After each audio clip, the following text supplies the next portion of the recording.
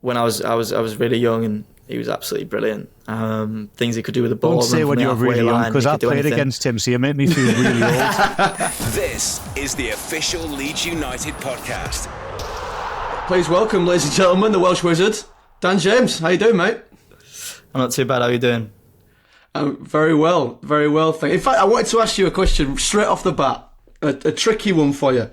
So obviously, you're a proud Welshman, but started your life in East Yorkshire and career. What do you consider yourself a Welshman, a Yorkshireman, a Humbersidean? What do you consider Dan James? It's a difficult question. Obviously, I play for Wales. So yeah, I'm really classed as Welsh. But obviously, I was born here, lived here, England, until I was 16, and I moved to Swansea. Obviously, my dad's from a place in the valleys called Aberdare, and obviously I had a lot of family there. Big roots, and mum's from Hull, so it's tough one. I think if you ask my mum, maybe she'd say different, but right. I think on my passport it says British, so. Is that going to be the diplomatic answer? I can't say that. I play for Wales. I think I class myself as a Welshman. All Leeds, aren't we? The official Leeds United podcast. It's been a sensational season for you personally. 9 goals, 6 assists. There's a rumour has it from one of my mates at that football club. He's got a bigger nose than me. He wears the armband. I'll not tell you who it is. He says you might have started changing your breakfast routine and starting to eat porridge. Is that right? Porridge. I could always have porridge. So what have you changed? Have you changed your diet? Have you changed your training regime? Have you changed anything for the mindset? What has inspired you? Is it Daniel Farke's system? What has it been this season, Dan, that's got you absolutely firing all cylinders? I think just consistency of games, obviously great. Having a manager that obviously believes in you, gives you great confidence. And I think the biggest one for me is being more, not, a little bit more selfish, not greedy, but a little bit more selfish in attacking positions of, taking the shot on. And I've said it a lot of times, there's been games where I've gone into, and I've not really realised until I've kind of analysed it of, how many shots I've had this game, and I might have had one. There's games that I've been playing 90 minutes and I haven't had one shot, and it's like, how do you want to score if you have 0 shots? And the top scorer in the league is usually, or the top 5, usually the ones who take the most shots. 10 might go over the bar, but they'll score in that game. And I think that's obviously a big thing. We're always going to get opportunities. We're a very attacking side, and we obviously get a lot of opportunities. But to be a little bit more selfish and not making that pass and taking the shot on.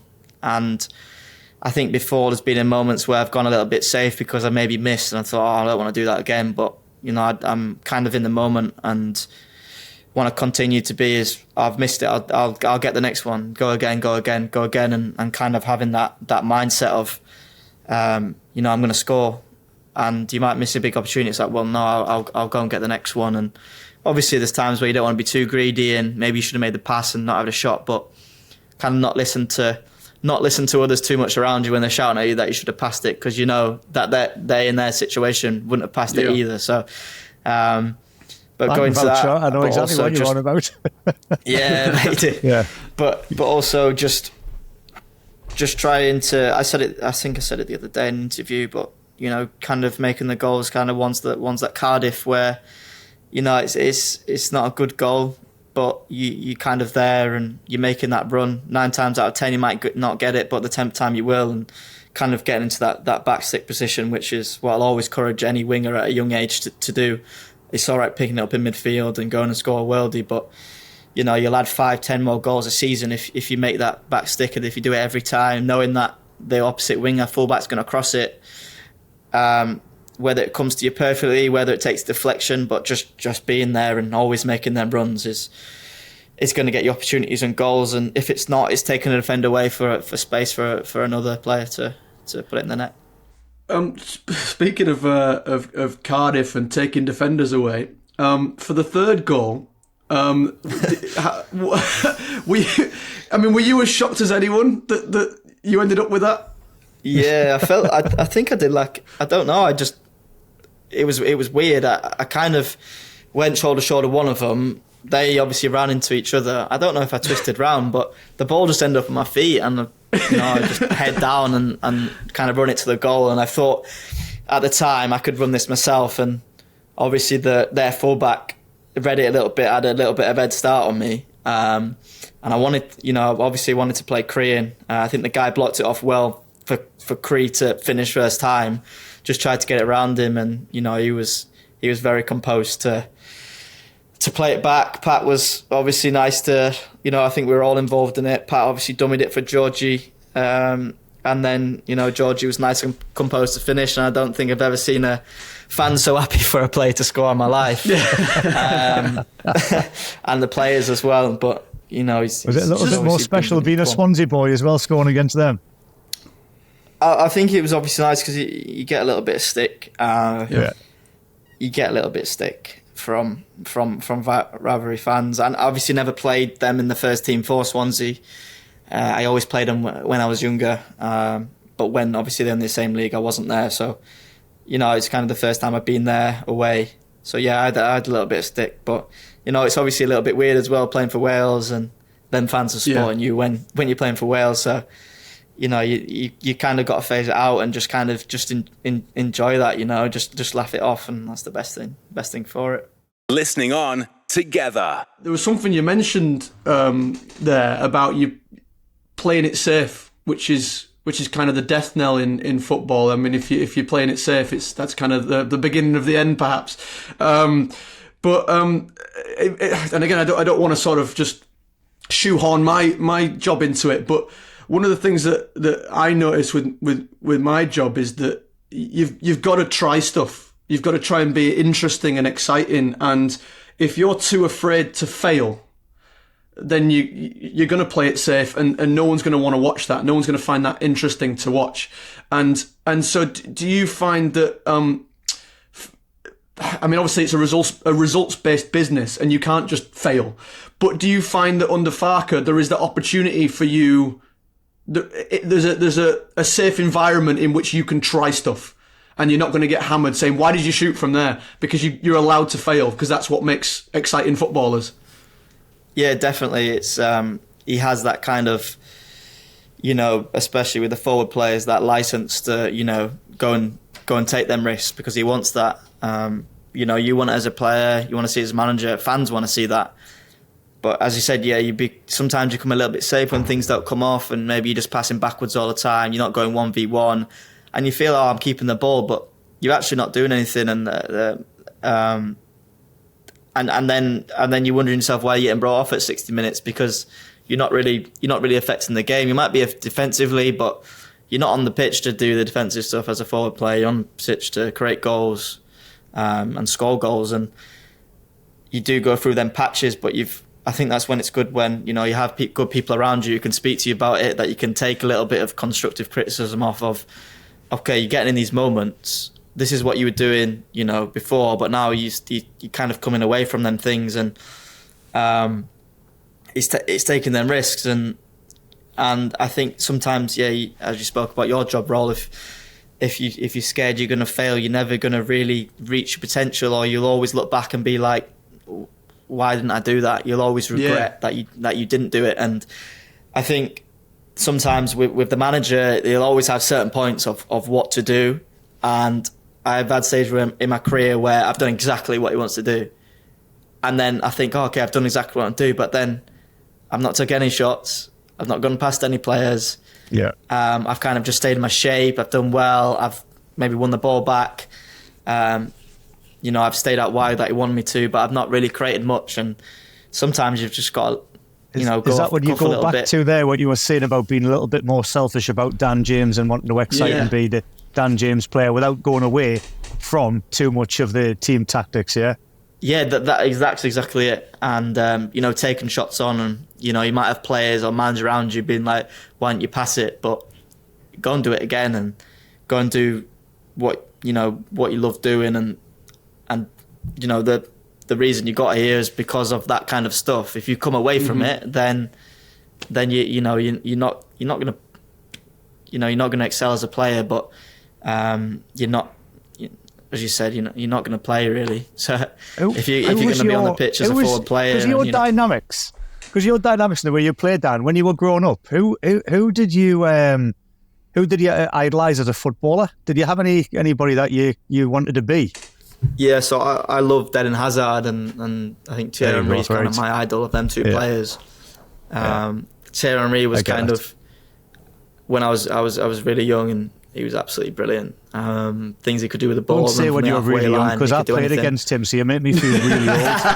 And I'll tell you what, he tore my arse out. He tore my arse out every time he played him. It still gives us goosebumps. He was absolutely brilliant. He was a nightmare. But Hazard, when he comes to the Premier League, it was something different, wasn't he? And he could do anything with the ball at his feet.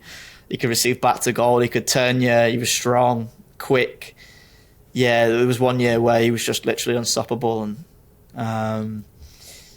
it was obviously not nice to see how many injuries he had his career, because you want to see them players. You want to see them players every week, just like a De Bruyne. You hate to see him out injured, because anyone from the outside, unless you're playing them, loves watching what he can do with the ball and that kind of excellence. Just going what Bridgey said there, you talked about having 10 shots in a game, and if you sky 9 of them, but one of them goes in, it don't matter, does it? And I know just what we were talking about, like I've said to directors before, I just want to try something. I'm just going to try something, and I've done it, and it's been fucking terrible. It's been so embarrassing. I was like, that was awful. I don't know why I did that. But then eventually, one of those things that I try might be gold, and that's what gets put in. And I was just wondering, it's a thing you can do with Leeds right now, because we have all the possession, we're on the front foot, we're attacking.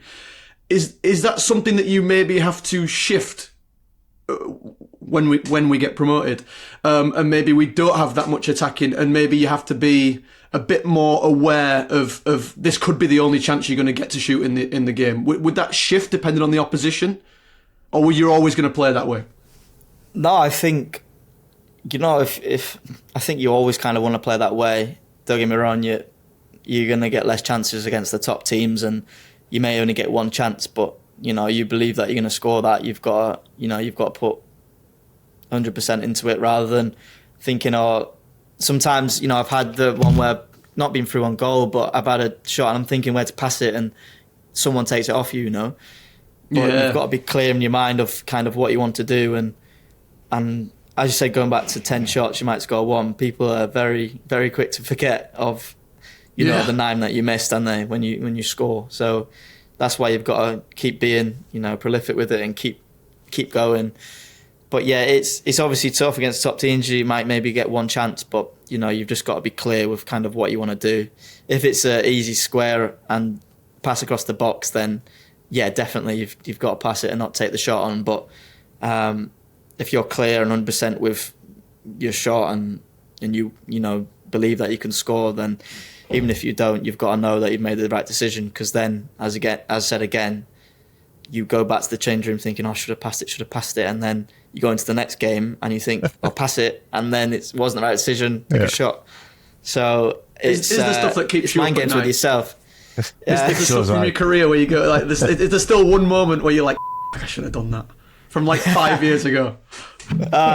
Maybe a couple. Yeah, I think some things that stick out, but I still have them nights. I was just curious. I still have them nights. I've got many a night, not from Leeds United, from all the clubs. Yeah, you've just brought some flashing memories back there of all me misses. Yeah, brilliant. Well, I've heard some of your stories, Bridgey. We don't need to put them on the show. Well, Dan, mate, we've had you on for over an hour now, and honestly, it's flown by. I mean, I've just been absolutely engrossed and fascinated by what you're telling us. You've been literally a perfect guest on the show. Thank you. So that's everyone. Thank you. I actually genuinely don't. Some of you are like, some of you are like blood from a stone, mate. No, it's my pleasure. Thank you for having me. This is the official Leeds United podcast.